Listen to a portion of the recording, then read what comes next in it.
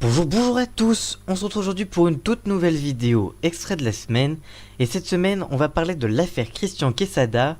On vous fait un gros point sur toute l'affaire Christian Quesada depuis le début, avec toutes les dernières révélations. On vous fait une grosse mise au point sur toute l'affaire, sur tout ce que l'on sait depuis le début. Juste après le générique, c'est parti, générique.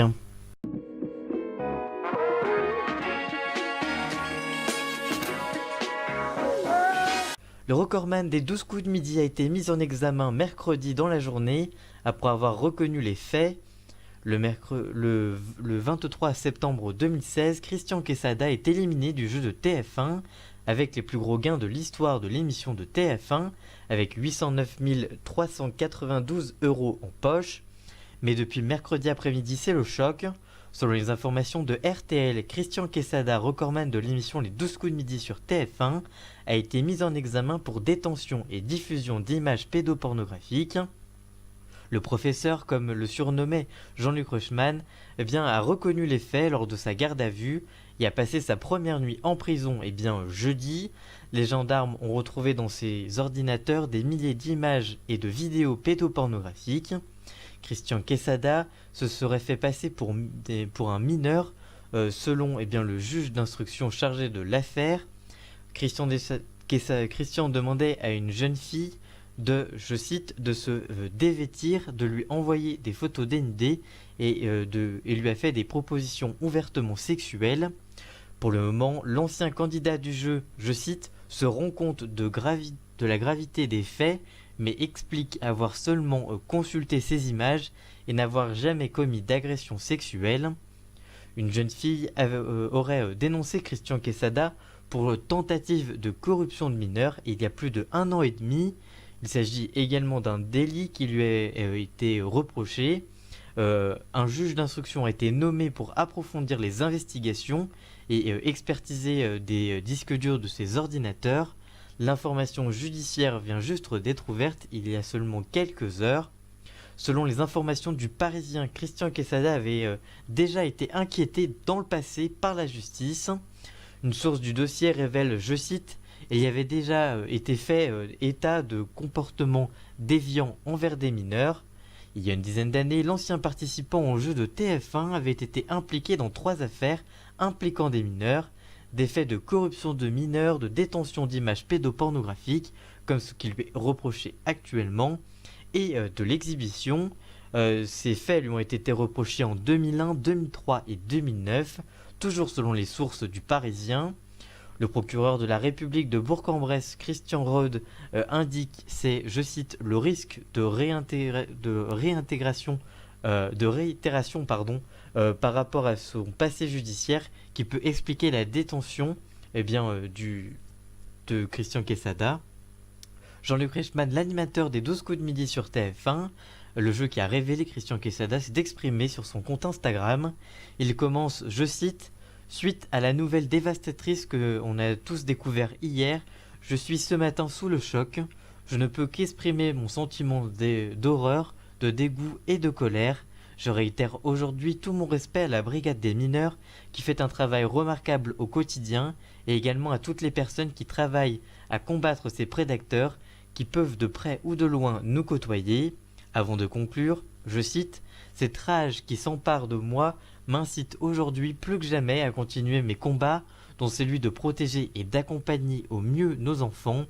Nous devons rester avant tout unis et surtout être ensemble, y compris sur les réseaux, qui peuvent devenir des fléaux dévastateurs. » Enfin, au lendemain de ces révélations, la maison d'édition J'ai lu, qui édite l'autobiographie de Christian Quesada en format poche, a décidé de retirer dès aujourd'hui tous les exemplaires des points de vente selon BFM TV. De son côté, la maison d'édition Les Arènes, qui a publié la version initiale des 12 coups du livre Maître de midi, a également retiré ses livres ce jour et suite aux révélations. Et il a raison dans un communiqué révélé ce vendredi. Que pensez-vous donc de cette affaire? Dites-nous tout ça en commentaire, on vous lira bien évidemment. Et on termine cette émission avec un gros point sur l'affaire Christian Quesada. La production des 12 coups de midi avait déjà demandé aux champions de fermer un blog douteux. Une ancienne candidate révèle avoir reçu des photos intimes de Christian Quesada. Elise Moon réagit également puisqu'il a connu Christian Quesada enfant. On vous donne les dernières informations sur tout ce que l'on sait sur l'affaire Christian Quesada. Et on vous parlera également des audiences des 12 coups de midi qui sont en baisse sur TF1 depuis l'annonce de l'affaire. Depuis quelques jours, Christian Quesada est au cœur de l'actualité, mais non pas grâce à ses connaissances auprès du jeu Les 12 coups de midi, mais à cause d'un scandale qui a un énorme retentissement. Depuis le mercredi 27 mars 2019, Christian Quesada a été mis en examen pour détention et diffusion d'images pédopornographiques. Mais alors, Endemol-Shine, la société de production des 12 coups de midi, aurait-elle pu éviter le scandale Christian Quesada ? Certains éléments avaient donné des indices à certains employés de la production. Selon les informations et les témoignages du Parisien, un membre de l'équipe révèle dans Le Parisien en kiosque le samedi 30 mars dernier, je cite, « On lui avait demandé de fermer son blog où il postait des photos de très jeunes actrices. Malgré tout, comme l'a indiqué plusieurs médias à la révélation de l'affaire, les casiers judiciaires des candidats du jeu de TF1 ne sont pas passés au crible avant leur passage à l'antenne. Aucun extrait de casier judiciaire ni déclaration sur l'honneur ne sont demandés. » Un cadre de Endemol-Shine se justifie sur ce choix en indiquant, je cite, « Vu le nombre de candidats au casting, ce serait ingérable. » Si cette vérification aurait été faite, la production se serait rendu compte que Christian Quesada avait déjà été mis en cause et mis en examen et écroué pour corruption de mineurs et détention d'images pédopornographiques dans des affaires qui avaient eu lieu entre 2001, 2003 et 2009 et condamné à 2 peines de prison avec sursis. Ces affaires ont donc eu lieu avant sa participation à l'émission de Jean-Luc Reichmann. Le jeudi 28 mars dernier, l'animateur a réagi sur son compte Instagram à l'annonce de la détention provisoire de Christian Quesada. Suite à la nouvelle dévastatrice que l'on a tous découvert hier, je suis ce matin sous le choc. Je ne peux qu'exprimer mon sentiment d'horreur, de dégoût et de colère. Enfin, le vendredi 29 mars, Patrice Laffont, qui a connu Christian Quesada dans le cadre de l'émission des chiffres et des lettres sur Antenne 2 à l'époque, est peu surpris par les révélations. En effet, il indique, je cite, « Ça ne m'étonne pas, je m'en doutais, à l'époque des bruits couraient sur lui, je ne le sentais pas ce type. C'est un emmerdeur, un personnage sulfureux et un manipulateur extraordinaire. Il voulait revenir une nouvelle fois dans l'émission, mais j'ai fini par l'écarter. Il avait même été blacklisté. J'avais mis une croix définitive et interdit à mes collaborateurs de le reprendre. Pour lui, la porte était fermée. » Mais ce n'est pas tout, un projet de film sur la vie de Christian Quesada n'était pas en préparation. L'homme avait publié une autobiographie en 2017 dont il avait annoncé une adaptation au cinéma pour la fin 2019. Il avait même laissé sous-entendre qu'un acteur très connu incarnerait son rôle. Mais toujours sur les informations du Parisien, sa maison d'édition Les Arènes, qui a d'ailleurs retiré les livres de la vente, n'avait, je cite, aucun projet audiovisuel en cours. Une affirmation confirmée par le CNN, le Centre national du cinéma et de l'image animée, qui a assuré qu'aucune déclaration n'avait été faite au registre du cinéma et de l'audiovisuel. Depuis la révélation de l'affaire, les témoignages concernant le comportement de Christian Quesada se multiplient également. Une ex-candidate, Emeline, a choisi de sortir du silence dans les colonnes de Closer. La jeune femme avait affronté Christian Quesada en juillet 2016 sur l'antenne de TF1. Si elle n'avait pas gagné, elle avait sympathisé avec son adversaire. Je cite, « J'ai eu l'occasion de déjeuner avec lui, on avait pas mal discuté. Ensuite, il m'avait retrouvé sur Facebook et Twitter et m'avait envoyé un message privé. Leurs discussions sont des échanges, je cite, des échanges amicaux, avant que Christian Quesada ne franchisse la ligne rouge, comme elle l'indique, je cite, « Il ne m'avait jamais dragué avant de m'envoyer des photos de son sexe en janvier 2018. Il me racontait qu'il était tombé sur une plaque de verglas et qu'il s'était tordu le kiki. Il m'avait envoyé 3 photos de son pénis pour me montrer, déclare-t-elle à Closer. Sur le coup, Emeline n'interprète pas mal ses messages. Je cite, « Je n'ai pas pensé à mal, j'ai vraiment pris ça comme une photo d'un bras dans le plâtre ou d'une cheville foulée. J'étais convaincu qu'il était maladroit, mais qu'il n'avait pas voulu m'envoyer des photos cochonnes. » En apprenant la vérité, elle s'est rendue compte de qui était vraiment Christian Quesada. Je cite, « Je suis bête de ne pas avoir vu le caractère sexuel de son message. Je me suis pris une claque parce que j'ai le sentiment d'avoir été manipulé. » Dans Touche pas mon poste, cette semaine, Gilles Verdez a fait une révélation au sujet de Christian Quesada.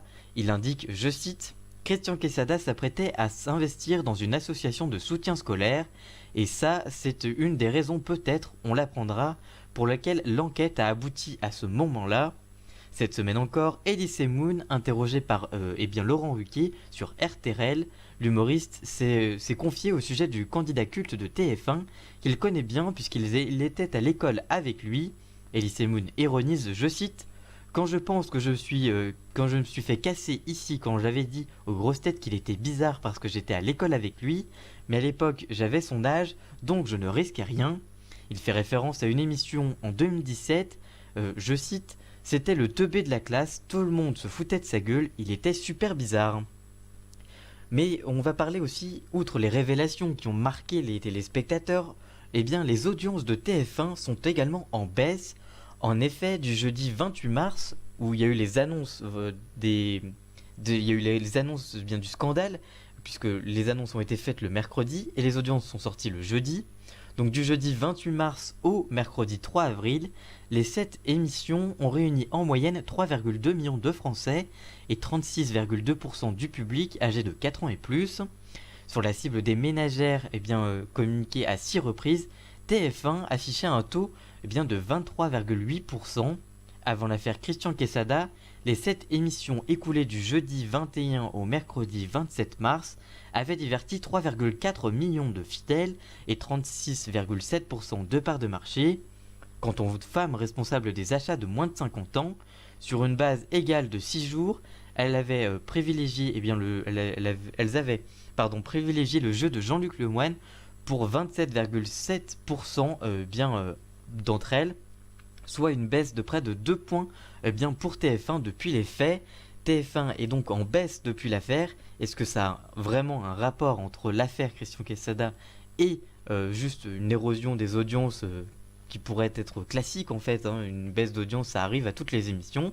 Est-ce que c'est dû à l'affaire? Est-ce que c'est dû à autre chose ou ça n'a pas du tout de rapport avec l'histoire? On le verra dans les prochaines semaines. Même si Jean-Luc Reichmann s'est désolidarisé, les téléspectateurs ont peut-être encore du mal à accepter la chose.